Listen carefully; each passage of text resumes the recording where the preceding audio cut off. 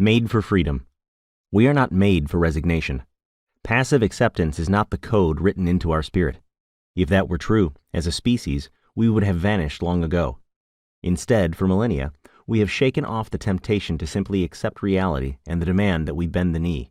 And we have stood up to struggle against the odds, to change the situation, and to find an answer and a healing. Those deep drives are the energy we call hope. Those active forces are what determine our future. We are not made for resignation, but for freedom. Many people today are living underground. They are living in darkness because they cannot clearly see how history is unfolding. On the surface, things seem chaotic. Culture wars continue to rage, dividing people into opposing factions. Political parties become entrenched. Governments become gridlocked. Social institutions appear ineffective in restoring confidence. The courts are jammed, the prisons are overflowing. Racism creeps into any open space it can find, and old fears of human sexuality crawl into the fractures that separate us. Religion preaches a good game, but it seems unable to sway the hearts of humanity toward hope. Law is less about keeping order than keeping control. The gap between those living in luxury and those struggling to make ends meet grows wider each day.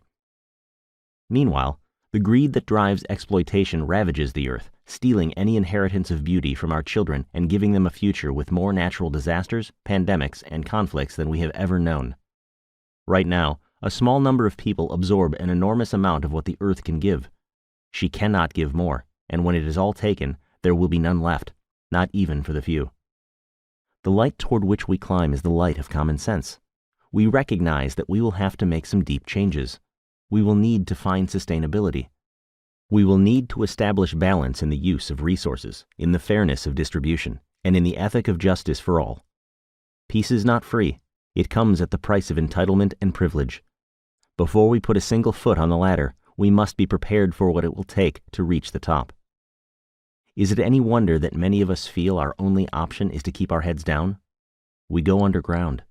Emotionally, psychologically, and spiritually, we go underground. Some of us confuse the kiva with a bomb shelter, believing the world to be irredeemable, believing the worst is yet to come. We take the survivalist option to find a private hideout and stay there. In our cynicism, we think every man is for himself.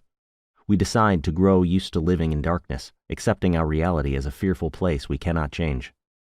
For my ancestors, however, the kiva was nothing like a bomb shelter. It was a waiting room.